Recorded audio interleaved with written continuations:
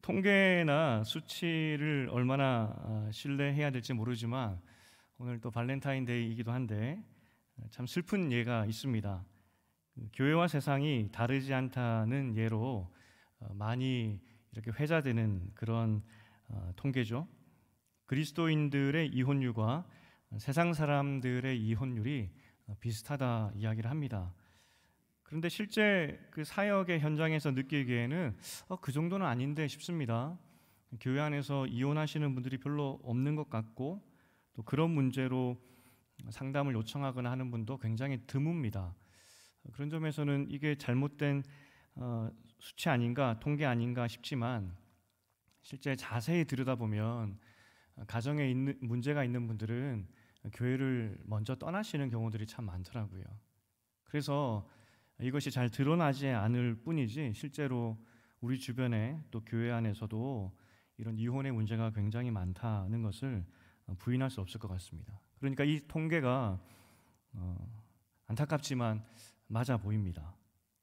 오늘 굉장히 좀 슬픈 이야기이기도 한데 그래서 설교의 본문으로 더군다나 오늘 기도의 자리로 오신 여러분과 이혼의 이야기를 한다는 것이 쉽지 않지만 그런데 강의 설교의 장점이기도 하지 않습니까? 이 본문대로 따라가다 보니까 오늘 본문이 예수께서 이혼에 대한 말씀이었습니다.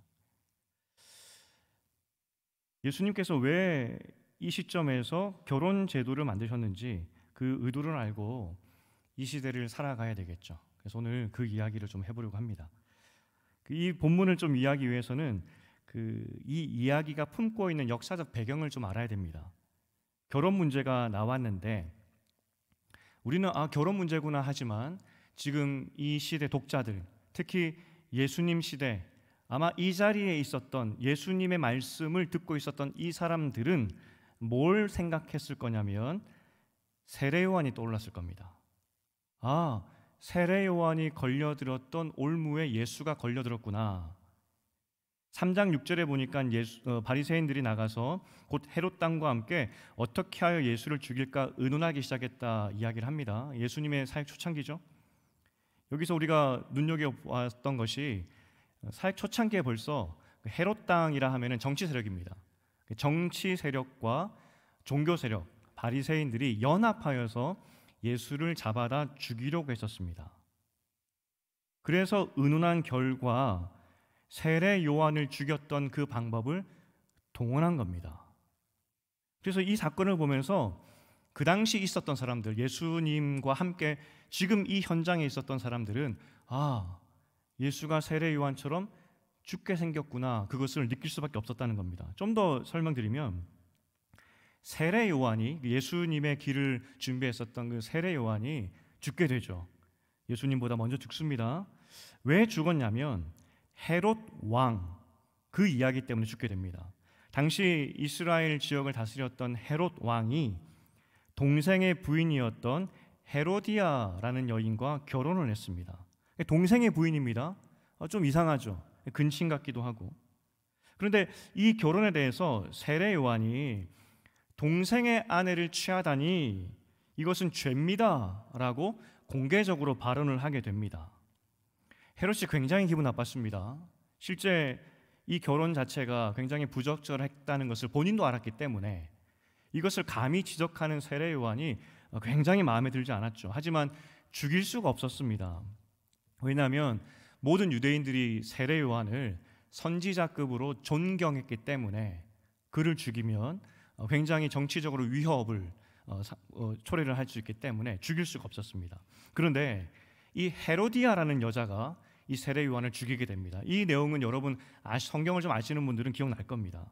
현직 왕비죠. 이 헤로디아라는 여인은 굉장히 이 정치적인 권력욕이 많았던 여인이다 봅니다. 원래는 남편하고 로마에 살았었습니다. 로마에 살고 있었는데 지금 헤롯 왕이 자신의 형, 그러니까 그 헤로디아의 원래 남편을 이 있는 로마로 왔다가 만나게 되는 겁니다. 봤더니 헤로디아 눈에 지금 자신의 남편보다는 저 헤롯이 성공할 것 같거든요. 그래서 그때 자신의 원래 남편과 이혼해버리고 헤롯과 결혼을 해서 총독이 되어서 유다 지역으로 오게 된 것입니다. 보는 눈 있죠. 정말 권력욕이 있었는데 이 여자는 보는 눈도 있었습니다. 그래서 자신의 권력에 대한 욕구가 많았던 사람이기 때문에 자신의 어떤 그 신분을 지적하면서 율법적으로 지적하면서 자신을 모욕하는 이 헤롯 세례 요한을 가만둘 수가 없었습니다. 그래서 목을 쳐버리죠. 세례 요한이 헤롯 왕의 죄를 지적한 것은 어떻게 동생의 아내와 결혼할 수 있느냐, 그거였습니다. 오늘 예수님도 똑같은 거 지적하지 않습니까? 남편 버리고 아내 버리고 결혼하면 간음이다 이야기하는 겁니다. 지금 바리새인이 예수로 하여금 헤로디아가 죄를 지었다고 다시 한번 세례 요한처럼 말하게 유도하는 겁니다. 유도 신문이죠. 헤로디아는 이혼녀다. 어떤 이혼녀냐면 이 자신의 전 남편 버리고 새로운 남자와 결혼했기 때문에 간음죄다. 이것을 세례 요한처럼 예수님도 말하게 유도 신문하고 있다는 것입니다. 만약 정말 예수가 세례 요한처럼 이혼은 안 됩니다, 그러니 헤로디아가 죄인입니다라고 말을 하게 된다면 어쩌면 헤로디아도 당장에 예수를 잡아다가 죽일 수 있는 그런 성품의 여자라는 것입니다. 그러니 오늘 예수님의 대답은 지극히 헤로디아를 자극할 수 있는 그런 대답이었습니다. 이전까지 바리새인들은 율법의 여러 가지 것들을 가지고 와서 예수를 넘어뜨리려고, 올무 삼아서 넘어뜨리려고 테스트했었습니다. 그런데 그때마다 예수께서 대답을 너무 잘하십니다. 그 율법을 너무나 완벽하게 해석을 해버리니 이 바리새인들이 꼼짝없이 매번 당했습니다. 이렇게 당하다가 예수가 세례 요한하고 결이 비슷하던데, 그렇다면 세례 요한이 죽었던 그 방법, 그가 죽을 수밖에 없었던 그 방법, 헤로디아의 이혼, 그걸 한번 지적해 볼까 하면서 던졌는데 정말 예수가 덥석 물어버린 겁니다. 이혼 안 돼. 오늘 마지막에 해석을 또 덧붙이지 않습니까? 남편 버리는 것도 간음이야. 이렇게 돼버린 겁니다. 그 당시 유대인들은 그러면 이혼에 대해서 어떻게 생각했을까요? 세상이 다 비슷한 게 바리새인들도 보수파가 있었고 진보파가 있었습니다. 세상이 다 똑같습니다. 그런데 이들 두 파 모두 다 동의하는 것 중에 하나가 있었는데 그게 뭐냐면 이혼입니다. 두 개 파 동일하게 허용한 것이 있는데 이혼해도 된다는 겁니다. 오늘 본문을 잘 살펴보면 제자들이 예수께 묻죠. 이혼하면 안 돼라고 했더니 예수께서 그렇게 대답한 제자들 그 모습, 제자들이 그 대답을 듣고 마음에 들지 않았던 것 같아요. 그래서 10절부터 12절에 보니까 한적한 곳에 가서 다시 묻습니다. 이 성경에 이런 장면이 나오는 것은 제자들이 이해가 되지 않았다는 겁니다. 다른 말로 하면 제자들도 이혼은 가능하다라고 믿었던 사람들입니다. 왜냐하면 오늘 본문에도 나왔지만 율법에서 이혼 증서 써주면 이혼이 가능하다 말씀했기 때문에 이혼은 가능하다, 이건 논란의 여지가 없습니다. 분명히 율법에 이혼 증서 써주면 이혼은 가능하다라고 말했기 때문에 사실은 이 진보파나 이 보수파나 다른 해석이 나올 수가 없습니다. 그래야 이혼은 가능한 거지. 그런데 예수께서 모세 율법을 새롭게 해석해버리는 겁니다. 세례 요한처럼. 지금까지는 바리새인들이 어떤 말로도 대적할 수 없도록 완벽하게 예수께서 새로운 해석을 내놓으셨는데, 그렇기 때문에 바리새인들이 올무로 만들었던 그런 모든 것들을 다 피하셨는데 이번에는 딱 걸린 겁니다. 모세 율법에도 이혼을 허용했는데 감히 네가, 이렇게 되는 것이죠. 그러니까 율법에서도 이혼은 가능하다, 그리고 모든 유대인들도 이혼은 가능하다라고 믿었던 것이 그 당시 시대였습니다. 만약 정말 이 말이 헤로디아 귀에 들어갔다면 예수는 그날로 죽을 수도 있습니다. 물론 성경에서는 이것 때문에 죽었다는 말이 없기 때문에 이 사건이 결정적으로 예수가 죽었다고 말할 수는 없죠. 하지만 오늘 본문을 이해하면서 우리가 알 수 있는 것이 정치적으로도 그렇고 종교적으로도 그렇고 예수는 완전히 코너에 몰렸다는 겁니다. 아니, 율법에서도 이혼해도 된다 그랬고 모든 이스라엘 사람들도 그렇게 믿고 있는데 예수님은 왜 이혼하면 안 돼? 라고 말씀하셨을까? 이런 질문이 들게 되죠. 오늘 이 두 번째 챕터, 우리가 마가복음을 읽고 있는데 이 부분들은 두 번째 챕터라고 이야기했습니다. 마가복음 안에 1, 2, 3챕터가 있다 그랬죠. 두 번째 챕터의 내용이 제자도입니다. 제자로 어떻게 살아가야 되느냐, 제자로서 어떻게 세상을 살아가야 되느냐, 그게 이제 이야기되는 챕터 가운데 오늘 이혼에 대해서 이야기가 나온 겁니다. 예수님께서 왜 율법에 이혼해도 된다는 말씀을 주셨는지를 오늘 설명해 줍니다. 5절에 보니까 모세가 이혼 증서를 써주고 아내와 이혼할 수 있다고 율법에 기록했지만 내가 그렇게 율법을 준 이유가 무엇이냐면 사람이 완악해서 그랬다라고 말씀하고 있는 겁니다. 마음이 너무나 강팍해서 딱딱해서 내가 율법을 그래서 줬다, 이혼 가능하다는 말씀을 그래서 줬다는 것이죠. 이게 어떻게 해석을 해야 되냐면, 여러분, 우리 시대도 그렇지만 인류 역사를 한번 보십시오. 얼마나 가부장적인 이 문화가 세상을 지배했는지. 거기에서 항상 가장 피해를 많이 보는 사람들이 여성이었습니다. 미움받고 괄시받고 심지어 매맞는 것이 여성들이었습니다. 인간의 죄성에서 나오는 것이죠. 그렇게 고통스럽게 남편에게 맞으며 매맞으며 미움받으며 살 바야는 차라리 이혼 증서 써주고 그 딸들을 집에 보내줘라. 그게 하나님의 원래 마음이었다는 것입니다. 이혼이라는 것은 인간의 죄에서 나온 자선책이라고 말씀하시는 것이죠. 여기에 전제는 근본적으로 이혼은 안 되는 것이었다. 하지만 인간의 죄성 때문에 여성들이 더 곤경에 빠지기 전에 이혼 증서 써줘서 집에 보내라, 그거 의미입니다. 하지만 제자들은 이혼은 안 된다라고 했을 때 제자들의 반응이 왜요? 였습니다. 왜요? 율법도 그렇고 유대 전통도 그렇고 이미 가능하다고 했는데 왜 그렇습니까? 라고 오히려 되묻는 것이죠. 여성을 함부로 대하는 문화가 그 당시 있었고, 유대인들도, 하나님을 믿는 유대인들도 함부로 이혼 증서 써줘서 내가 원치 않는 아내들을 돌려보내는 것들이 굉장히 많았다는 겁니다. 실제 예수님의 그 이야기 중에서 간음죄로 잡혀온 여성의 이야기가 있습니다. 돌에 말해 죽을 뻔했죠. 근데 이상한 것이 남자가 없어요. 아니, 간음죄라는 것은 남녀의 죄인데 여자만 잡혀와요. 그 당시 유대 문화가 어떻게 됐냐면 간음죄를 저지르게 되면 남자는 괜찮습니다. 여성만 벌받습니다. 이게 유대 전통이었습니다.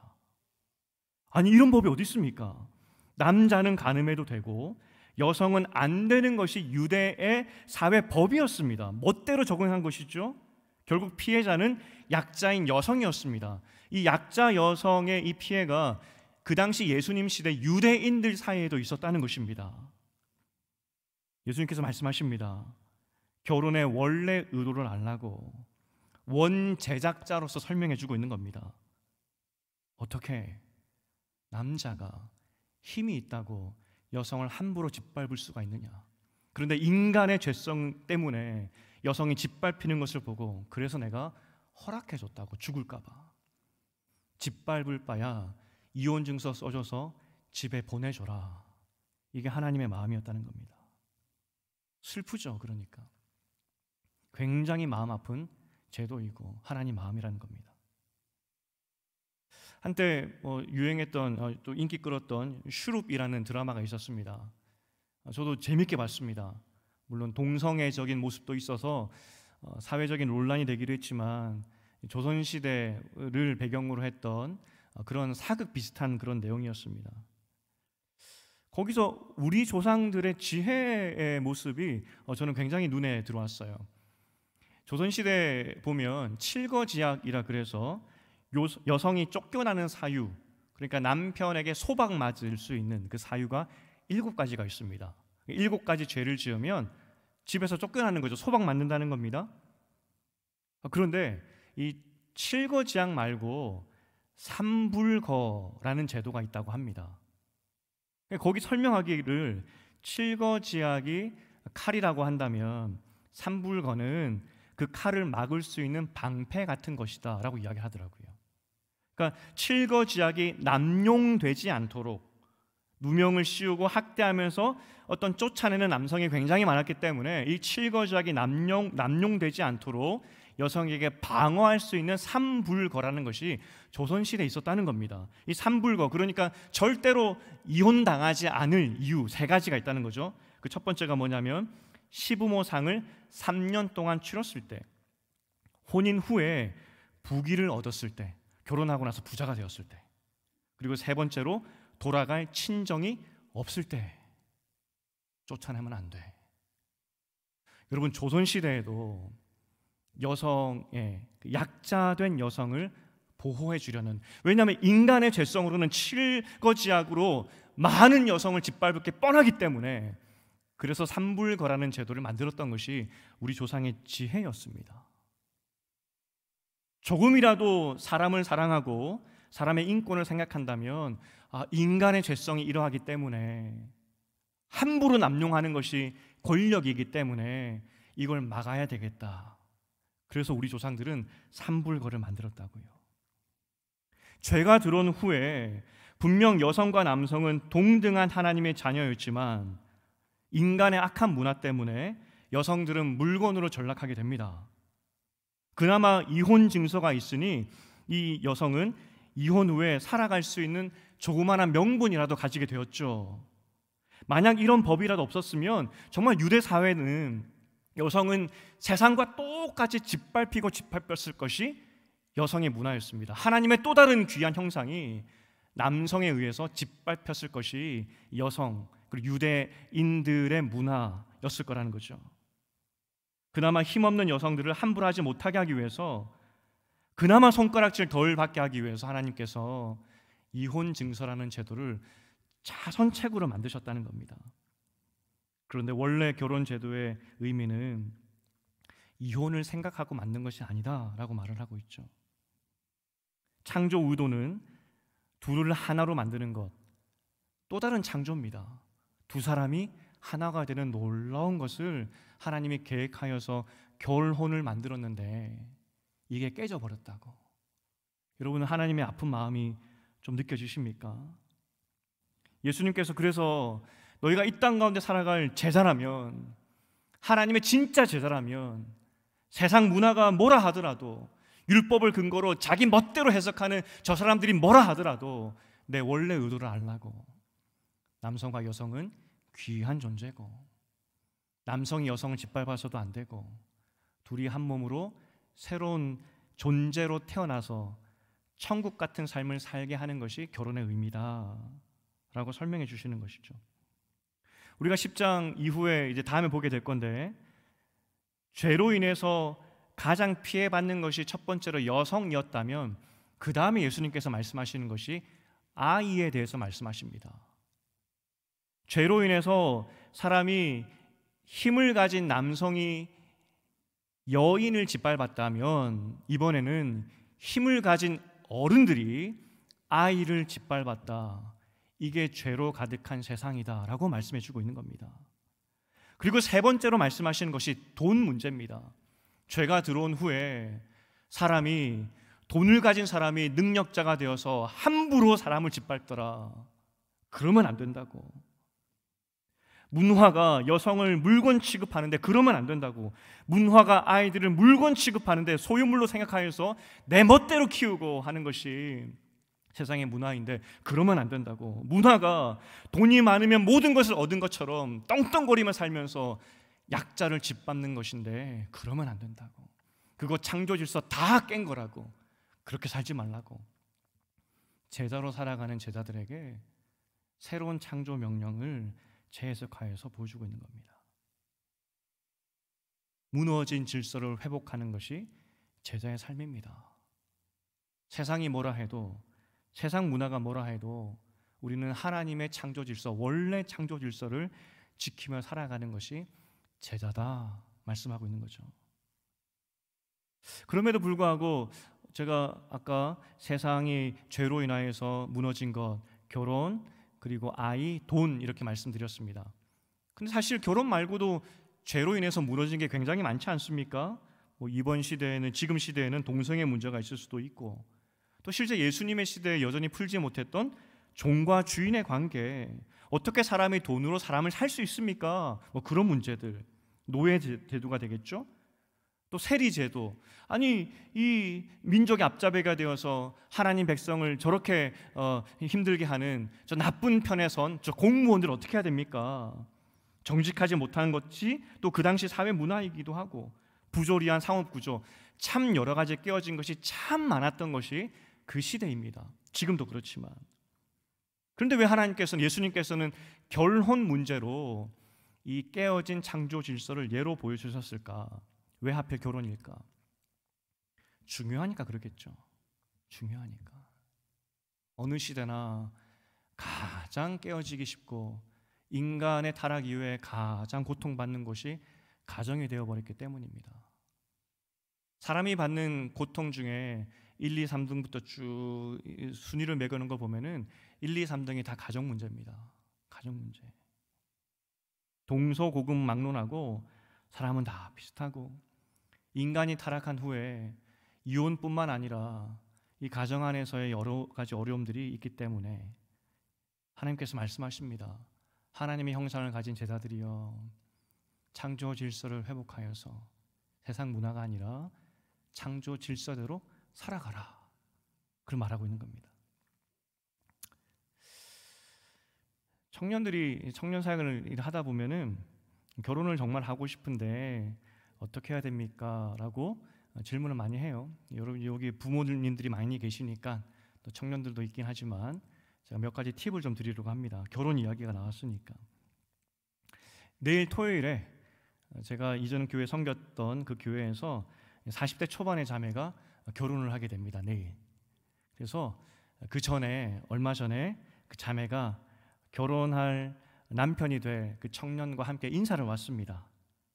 그래서 이런저런 이야기하고 기도해주고 돌려보냈는데, 사실 그 자매를 처음 만났을 때 거의 벌써 10년 전이더라고요. 그때 그 자매의 나이는 30대 초반이었습니다. 얼마나 결혼 정년기고 얼마나 좋을 나이입니까? 그런데 그때 자매의 기도 제목이 그때에도 결혼이었습니다. 그리고 제가 그 교회를 떠나올 때까지도 그 자매의 기도 제목은 결혼이었고 계속 기도하는 그런 자매였습니다. 그런데 이 남자, 신랑이 될 사람이 잘 나타나지 않는 겁니다. 사역자로서 정말 미안할 정도로 그런 마음이 들었던 그런 자매였습니다. 그러다가 하나님께서 죽도록 사랑할 만한 그런 남편감을 만나게 하셔서 내일 결혼하게 되었습니다. 먼저 자녀를 둔 여러분들에게 한 가지 말씀드릴게. 우리 자녀들이 물론 이제 결혼에 대한 마음이 있고 없고 이렇게 표현하기도 하지만 정말 결혼할 사람을 찾기가 쉽지 않습니다. 정말 쉽지 않습니다. 여러분들이 때로는 야, 눈을 좀 낮춰봐 하기도 하죠. 아니, 아무리 눈을 낮춰도 사랑하는 사람과 결혼을 해야죠. 그리고 여러분, 소개라도 시켜주면서 그런 말을 해야 되는데 결혼해. 이건 세상의 문제이기도 합니다. 지금의 문제. 그러니 한 가지 팁을 드리면 기도하십시오. 그냥 하나님께서 하나님의 때 만나게 하실 테니 여러분이 조급해한다고 절대로 해결되지 않습니다. 그리고 결혼을 안 한다고 해서 죄도 아닙니다. 지금 우리가 속한 우리 총회 미혼인 목사들에게도 안수를 주기 시작한 지 벌써 오래전 일입니다. 그러니 그건 죄도 아닙니다. 주 안에서 예수와 더불어 행복하게 사는 것이 하나님의 창조 목적이지, 결혼하여서 아이 낳으라는 것이 하나님의 목적이 아닙니다. 그러니 혹시 늦더라도 조급하지 마시고 잔소리하지 마시고, 소개시켜주면서 잔소리하면 괜찮지만, 하지만 그들의 마음은 더 복잡합니다. 그들의 마음은. 오늘 본문의 핵심은 제자는 함부로 힘을 가지고 약자를 억압하지 말라는 것이었습니다. 앞서 말했지만 10장 전체 내용이 힘으로 약자를 보호해줘라는 것이 전체의 내용입니다. 창조 질서가 원래 그렇습니다. 우리는 하나님의 피조물임을 기억하고 서로 존귀히 여기는, 여성도 그렇고 어린아이도 그렇고 가난한 사람도 그렇고, 이 세 부류를 말씀하신 것은 샘플입니다. 그러니까 너희보다 약자를 약하다고 짓밟으면 안 된다는 것입니다. 하나님 앞에서 존귀한 사람이기 때문에 함부로 대하면 안 된다는 것입니다. 악한 세상은 그렇게 한다 할지라도 너희는 그렇게 하면 안 된다는 것입니다. 그러면 정말 이혼은 용서받지 못할 죄입니까? 이혼하면 안 됩니까? 하나님께서 그렇게 만드신 겁니까? 라고 묻는다면 학자들은 이야기합니다. 그리고 바울도 이야기합니다. 아니라고. 살다 보면 이혼할 수밖에 없는 그런 상황이 온다고. 그래서 고린도전서 7장 10절 11절에 봐도 바울도 이혼할 수 있는 사유들에 대해서 이야기를 합니다. 그럼에도 불구하고 하나님이 짝지어 준 것을 죽도록 사랑하며 사는 것이 하나님의 원래 마음이라고. 그래서 결혼이라는 제도를 만들었다고. 너희가 이 땅 가운데 나그네 삶을 사는 동안에 외롭지 않도록 그래서 한 몸 만들어 살아가라고, 그래서 짝지어 주었다고 설명을 덧붙여 주신 것이죠. 하지만 인간이 죄를 많이 지어서 죄성 때문에 깨어져 버린 것이 창조 질서고 결혼 제도라는 것입니다. 오늘 결혼 제도의 목적은 서로에게 진실하게 신실하게 사랑하는 것이다라고 말씀하고 있습니다. 오늘 발렌타인데이입니다. 혹시 결혼하신 분들은 꼭 초콜릿을 사가시고, 또 가족들에게도 오늘 사랑을 꼭 표현하시기를, 특별히 가정 안에서 약한 분들이 계시다면 더 많이 사랑을 표현해 주시기를 바랍니다. 이게 한 가족 만드신 하나님의 목적이라는 겁니다. 제가 결혼 이야기가 나왔기 때문에 두 가지만 제가 언제 이 말씀을 드릴까 굉장히 고민을 하다가 교구 연합 예배 때도 한번 말씀드려야 될 것 같기도 하고, 미리 오셨으니까 미리 말씀을 드립니다. 청년들 결혼을 참 많이 시켰습니다. 주례도 많이 했고, 또 주례 거의 한 50번은 넘은 것 같아요. 많이 했죠. 그리고 청년들도 결혼하여서 이렇게 가정을 이루는 것도 참 많이 봤습니다. 인사 올 때, 저도 절대 훌륭한 남편은 아니지만 제 경험상 두 가지를 꼭 부탁을 합니다. 딱 두 가지. 하나는 생명에 대한 겁니다. 여러분, 앞으로 결혼시킬 부모님들이고 앞으로 결혼할 청년들이기 때문에 제가 두 가지를 여러분에게 부탁드리고 싶습니다. 하나는 생명입니다. 생명을 주셔야 생명을 낳더라고요. 아무리 결혼 일찍 해도, 그리고 아무리 결혼 늦게 해도 생명은 하나님께 달린 것이라는 것을 보게 됩니다. 결혼은 두 사람이 천국으로 살라고, 그래서 결혼하라고 하신 겁니다. 결혼의 목적은 두 사람이 천국을 만드는 것이지 아이를 낳으라고 만든 것은 아닙니다. 그런데 시간이 지나다 보니까 아이를 낳지 못하는 청년들이 찾아와요. 그것 때문에 힘들어하는 가정을 많이 보게 됩니다. 그래서 제가 결혼하는 지체들에게 미리 말합니다. 생명은 하나님께 속한 것이기 때문에 두 사람이 행복해야 됩니다. 때로는 남편 가정에서 스트레스를 줄 수도 있고, 또 반대로 자매 가정에서 어려움을 줄 수도 있습니다. 또 여러 가지 문제로. 저도 잘 하기 어려웠던 부분이긴 하지만, 형제는 형제의 부모를 책임져야 되고 자매는 자매의 부모를 책임져야 된다고. 서로 각자 부모님들을 책임지라고. 그리고 두 사람이 행복하라고. 두 번째로 제가 부탁하는 것이 무엇이냐면, 부모도 처음으로 사위와 며느리를 보는 것이기 때문에 실수가 굉장히 많을 거라고. 우리 엄마는 안 그럴 줄 알았는데 우리 엄마도 그러고 있을 거라고. 그런데 그게 정상이라고. 엄마 아빠도 사위 며느리를 받을 준비를 해야 되는데 그걸 잘 못하는 경우가 많더라고. 그러니 그것 때문에 스트레스 받지 말라고. 좀 기다려드리라고. 아마 이제 여러분 손자녀들 결혼하실 것이고 자녀들 결혼할 거고, 또 우리 청년들도 결혼하게 될 것인데, 동일하게 두 가지를 부탁드립니다. 생명은 하나님 겁니다. 두 번째로, 여러분 며느리와 사위를 볼 준비를 하셔야 됩니다. 안 그래도 둘이 아무것도 모르는 사람이 만나서 결혼하여서 죽도록 싸우고 힘들게 싸우는데 거기에 시댁과 또 처가댁이 개입하게 되면 방법이 없습니다. 여러분 준비하십시오. 기도로. 청년들도 준비하시기 바랍니다. 이제 차차 이런 것들은 교구 연합 예배 때 나누도록 하겠습니다. 이제 말씀 맺겠습니다. 사람이 힘을 가지면 내 사랑하는 아내도 헌신짝처럼 버리는 것이 사람 마음입니다. 야, 이게 참 악하죠. 정말 사랑해서 결혼했는데 마음이 한번 돌아서면 헌신짝처럼 버리는 것이 인간의 죄성입니다. 오늘 힘을 가진 남성들, 예수님의 시대 때 힘을 가진 남편들에게 예수께서 도전하십니다. 그러면 안 된다고. 세상 사람들이 다 그래도 그러면 안 된다고. 세상 사람들이 힘을 가지고 어린아이를 박해해도 너희는 그러면 안 된다고. 세상 사람들이 돈을 가지고 사람을 박해하는데 너희는 그러면 안 된다고. 제자도를 살아가는 사람들에게 도전 주는 겁니다. 사람은 귀하다고. 그러니 약자들을 돌보라고. 우리가 지금 교회 다음을 위해서 계속 기도하고 있고요. 3년째, 2년 차네요. 정확히는 2년 차 교회 다음에 대해서 기도하고 있습니다. 교회 다음에 뭐가 있을까요? 여러분에게 미리 스포를 합니다. 교회 다음에 무엇이 있을까요? 건강한 교회 다음에는 제가 생각하기로는 제자다움이 있어야 된다 생각을 합니다. 이 교회 안에서 우리가 건강하게 양육받아서 그 다음 어떻게 해야 되느냐? 제자다워져야 됩니다. 그런데 제자다움이 무엇입니까? 사람을 사랑하는 것, 약자를 사랑하는 것입니다. 오늘 여러분과 함께 기도했으면 하는 제목은 여러분 가정 가운데 약한, 아픈, 마음에 걸리는 분들이 있다면 여러분이 짊어지고 가야 하는 짐입니다. 십자가입니다. 하나님, 귀한 가족인데 어려움이 있습니다. 불쌍히 여겨주시옵소서.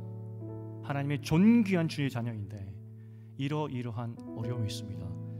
나보고 그 사람을 도와주라고 한 가족으로 만나게 하셨는데, 나보고 그 사람을 좀 케어해 달라고 나를 여기에 보내셨는데, 하나님, 내가 힘이 있었는데도 불구하고 그렇게 마음을 주지 못했습니다. 용서하시고 이제 내가 그에게 힘이 되겠습니다.